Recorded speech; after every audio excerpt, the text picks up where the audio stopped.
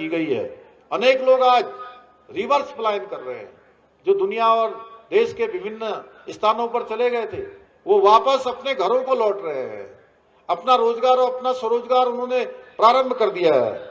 इसके साथ ही नीति आयोग भारत सरकार के द्वारा जारी सतत विकास के लक्ष्यों को प्राप्त करने में हमारे राज्य को पूरे देश में पहला स्थान प्राप्त हुआ है।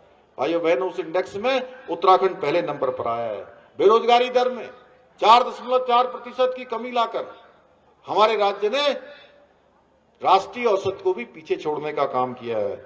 इसके अलावा भारत सरकार के राज्य खनन सूचांक तत्परता सूचकांक में उत्तराखंड को श्रेणी सी के देश में हमारे दूसरा स्थान हमारे राज्य को मिला है।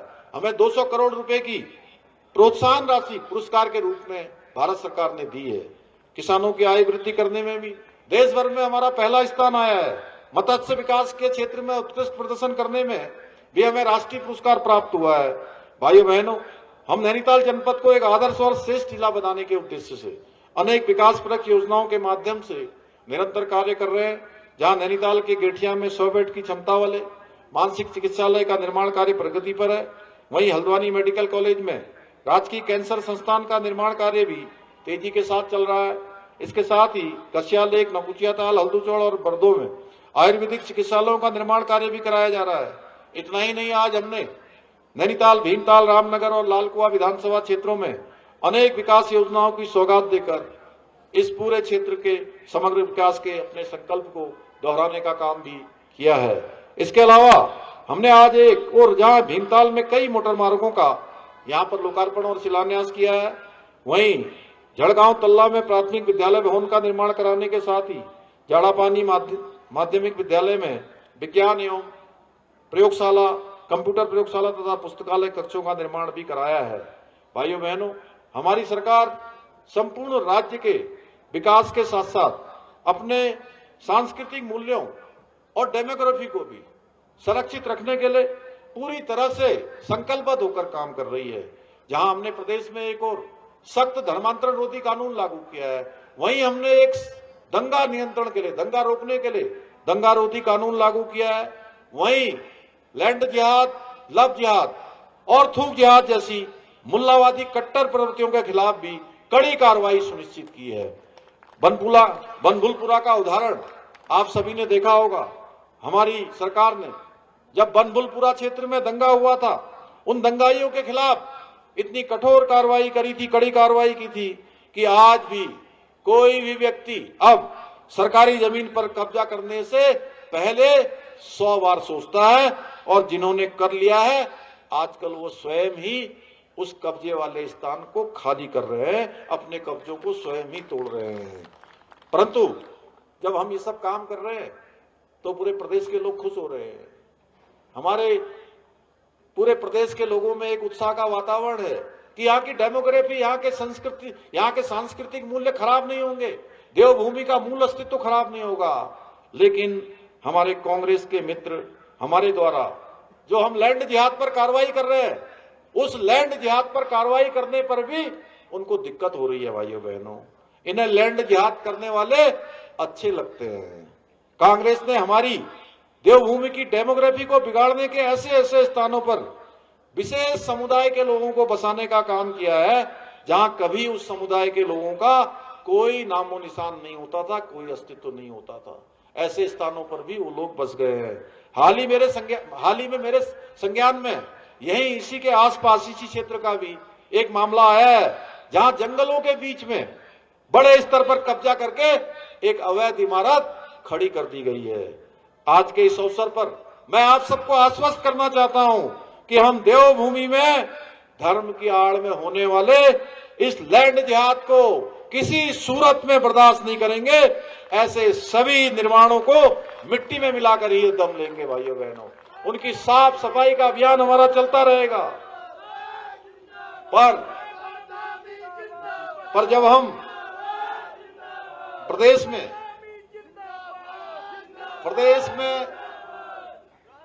में ऐसे स्थानों पर हुए अनेक अवैध अतिक्रमणों को हटाते हैं, जहां पर हरा कपड़ा, पीला कपड़ा, नीला कपड़ा डालकर हमारी सरकारी भूमि पर अवैध कब्जा करने वालों के, अतिक्रमण करने वालों के खिलाफ कार्रवाई करते हैं, तो इससे कांग्रेस के लोगों को बड़ी परेशानी होती है। वो मानते हैं कि देवभूमि पर चादर बिछाकर कब्जा करने वालों का उतना ही अधिकार है जितना आप लोगों का है। भाइयों बहनों, क्या उनका उतना अधिकार हो सकता है क्या? आप ही बताइए, ऐसे कब्जा करने वालों को देवभूमि में अस्तित्व रहना चाहिए क्या? क्या हमें इनके खिलाफ कार्रवाई बंद कर देनी चाहिए? अरे जोर से बोलिए, कार्रवाई करनी चाहिए कि नहीं करनी चाहिए? हमारी माताएं बहनें यही बताएगी, ऐसे लोगों पर कार्रवाई करनी चाहिए कि नहीं करनी चाहिए? हमारी सरकार ने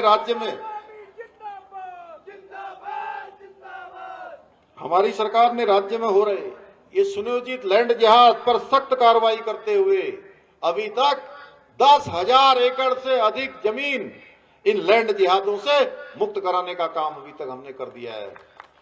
लेकिन कांग्रेस की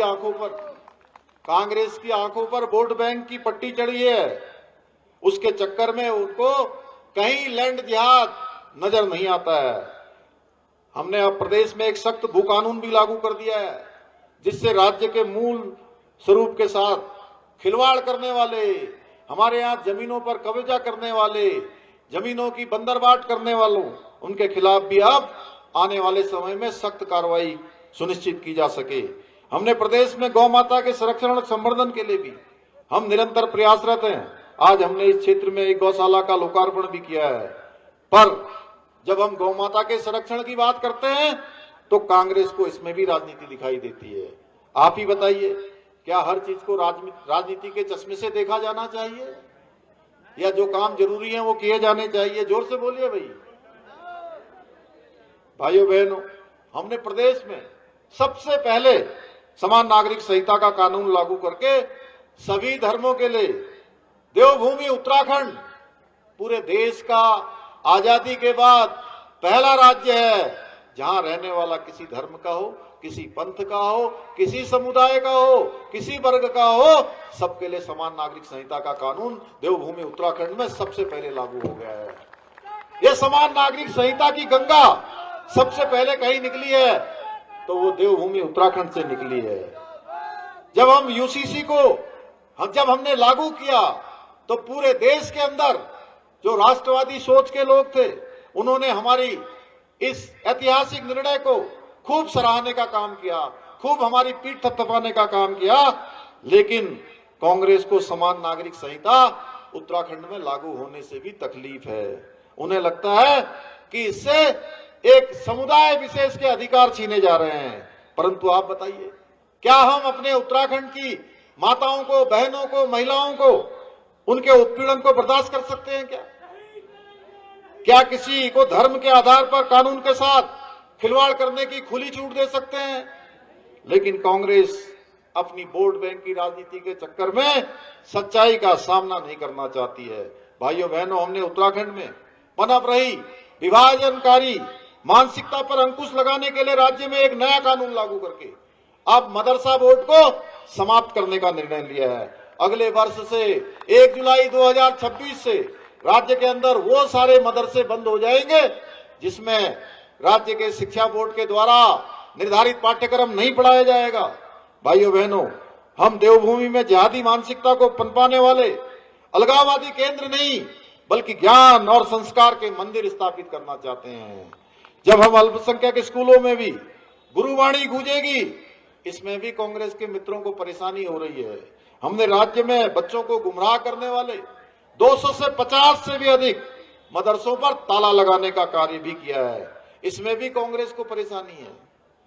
जब हम सनातन धर्म को बदनाम करने का षड्यंत्र करने वालों के विरुद्ध सख्ती से कार्रवाई करते हैं तो कांग्रेस का पेट क्यों दुखता है? भाइयों बहनों, ये मेरा प्रश्न है कि जब भी हम जो है ऐसे छद्म वेशधारियों को ऑपरेशन कालनेमी चलाकर जेल की सलाखों के पीछे पहुंचाते हैं, धर्म की आड़ में जो बाधा बनते हैं, धार्मिक भावनाओं को आहत करने का काम करते हैं। भाइयों बहनों, आपको जानकर हैरानी होगी कि ऐसे भी कई घुसपैठिए हैं जो नाम और वेश बदलकर देवभूमि उत्तराखंड की पवित्रता और सनातन परंपराओं को कलंकित करने का काम कर रहे हैं।